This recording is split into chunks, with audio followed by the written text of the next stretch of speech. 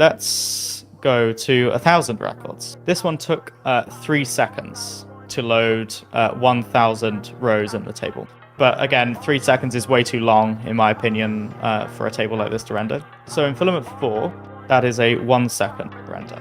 3 times faster. What's up everyone, it's Nuno here. If you enjoy the PHP content I produce, please like the video and subscribe the channel. Only 50% of the viewers actually are subscribers of my channel, and I'm trying to reach 20k subscribers by the end of July. Thank you so much and enjoy the video.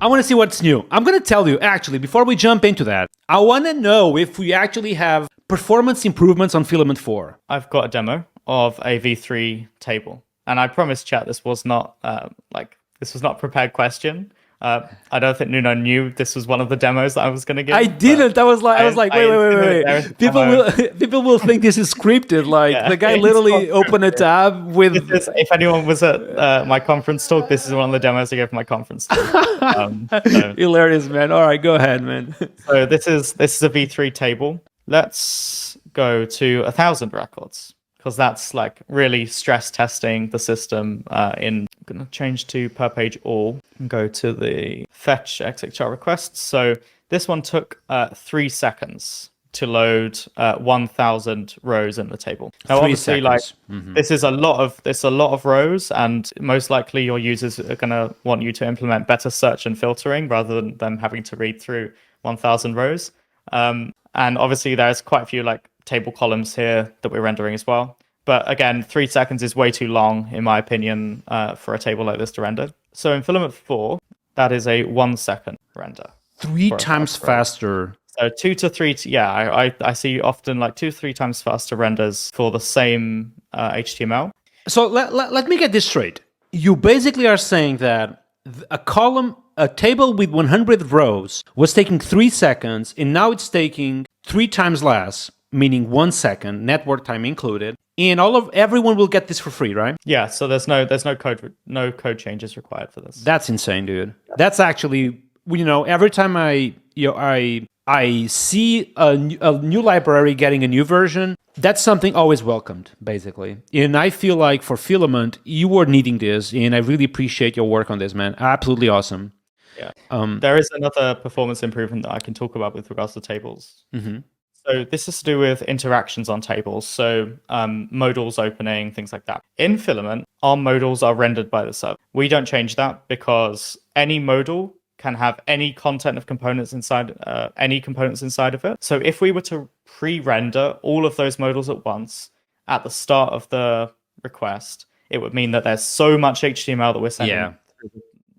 It's just impossible. So we do make a server request to render the content of the modal because it's just more efficient for us to do that. However, in Filament 3, what happens when you click a modal is it's going to make a request to the server, and because it's a livewire component, it's going to render the entire livewire component, so the entire table, before it renders the modal. As you can see in the response, this is the HTML for the livewire component. So it contains the entire table along with the modal. Now this took probably 3 seconds. I can look at the timing maybe. 3 seconds to render the modal. In Filament 4, I'm going to open a modal and it's instant. It's 100 milliseconds. And that is because even though these are both the same livewire component, we have created a partial rendering extension for livewire. So how this works is, instead of sending through the entire HTML for the livewire component, we are only sending through a part of the livewire component to the front end in this partials part of the response. So this HTML is only for the modal itself and not for anything else in the table. Doing so means that, as well as avoiding rendering the rest of the HTML and sending it through, we can avoid any database queries or anything that are required to render the rest of it. So we don't need to query all 1,000 rows for the table to render them. We just need to run whatever is required for the modal itself. So this is why that interaction is now instant, essentially. Also, any requests that happen... Just by the way, I'm speechless, by the way. Okay. This is insane, man. Honestly, that was some serious life improvement for people, because everyone uses modals. Yeah. Yep. Like literally, everyone uses modals, and now they just get them instantly instead of getting them like in 3 seconds. That's some serious life, quality of life improvement that everyone will get for free. Absolutely awesome, man. Yep. So last thing is like any requests that happen while the modal is open. So say there is like a request to do something on the back end and then send a notification about what happened. In Filament 3, this is again going to take like 3 seconds because it requires a render basically. In Filament 4, again, that's like an instant request because we detect that the modal is open, and because the modal is open, we only need to render the modal. We don't care about what's happening in the background.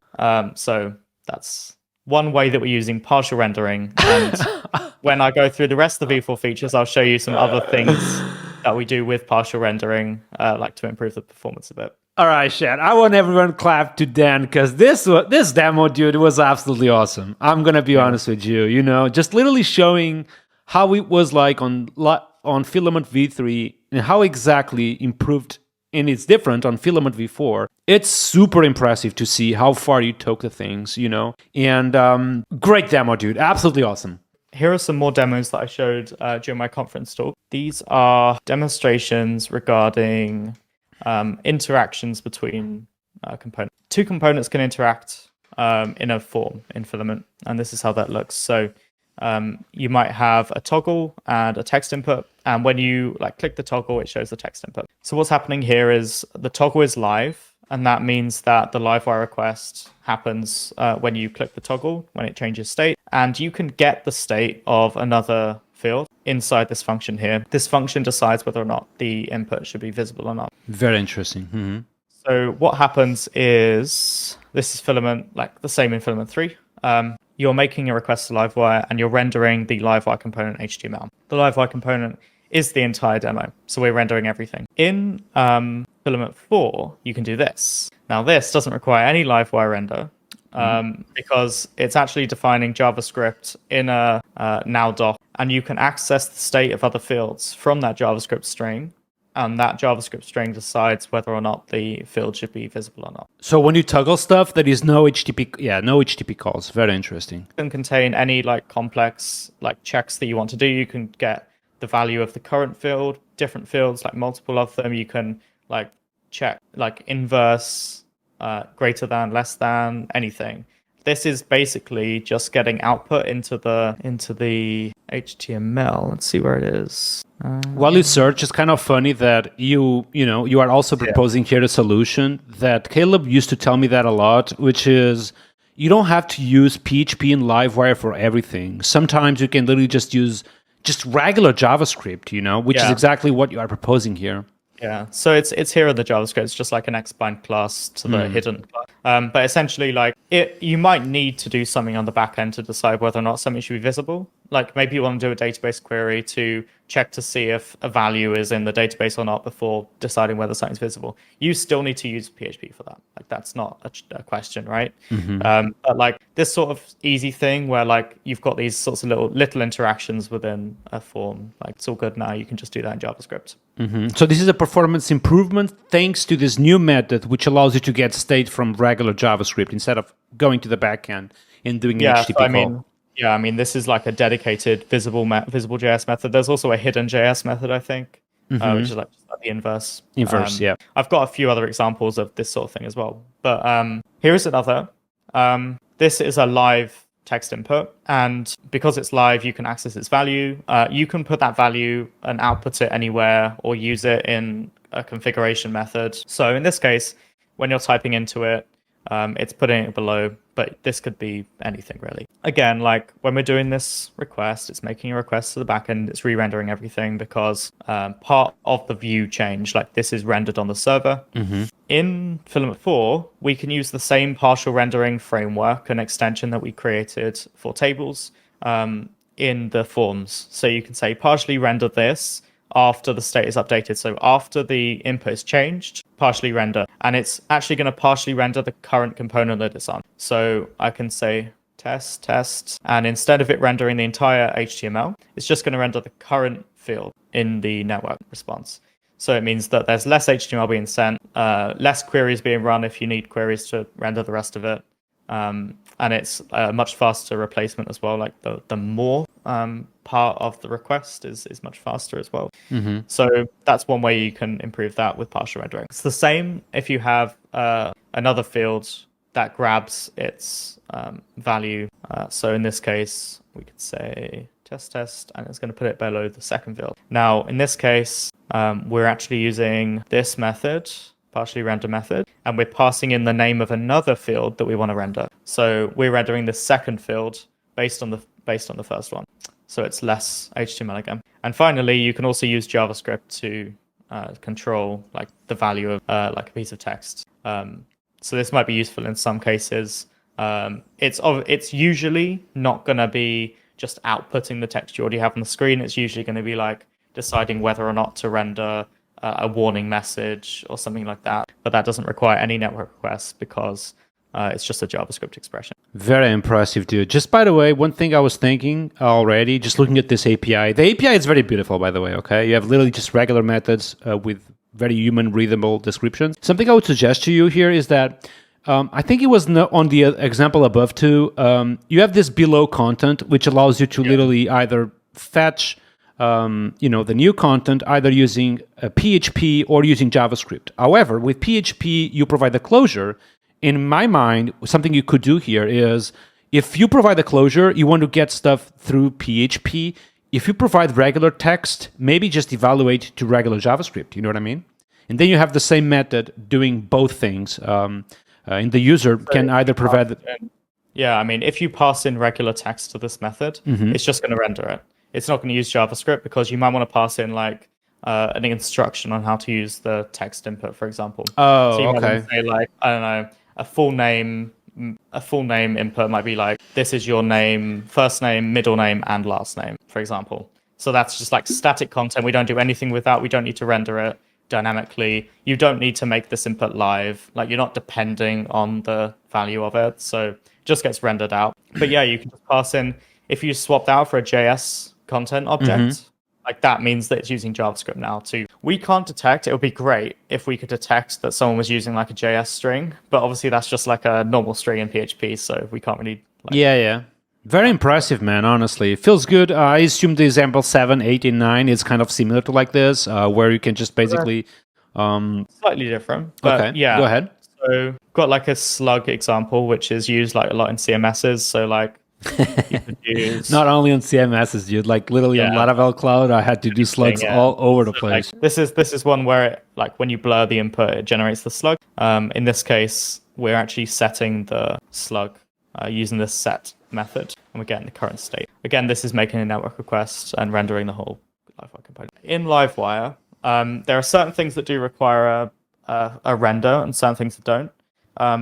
One of the things that doesn't require render is updating the value of an input, because inputs are bound to Livewire properties, and Livewire properties are stored in JavaScript. So you don't need to do a render to be able to update a JavaScript property in Livewire. So in this case, we're not partially rendering, but we're not rendering at all. We are just using skip render after state updated. So this means that when we detect that change, we're skipping the render, and this means that the request that is happening doesn't return any HTML because we don't need it. We can just set that value. And finally, after state updated JS is a way to run JavaScript after it is changed. So in this case, we can access that same API that we have on the backend with $set and $state. And in this case, we're just like generating a slug in JavaScript and setting up optimistic generating a slug, and then see how it goes with validation on the back end. Absolutely awesome, man. And I want to ask you, Dan, before we jump into that, do you have a date already for Filament v4? The production ready? Yeah. So I don't have a date right now. I would love to get like a stable release out within the next sort of like 2 months-ish. But I think it's really important to like make sure that the product is actually stable.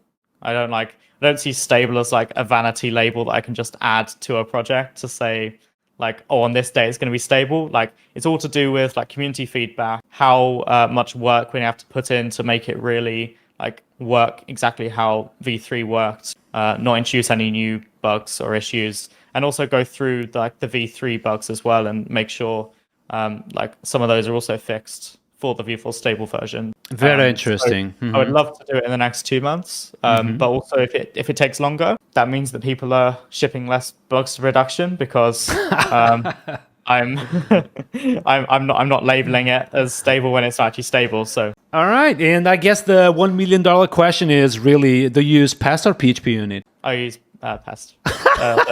Let's fucking go. All right, then. Pest in the filament repository. Oh, you mean for testing the core too? I was asking that's the core.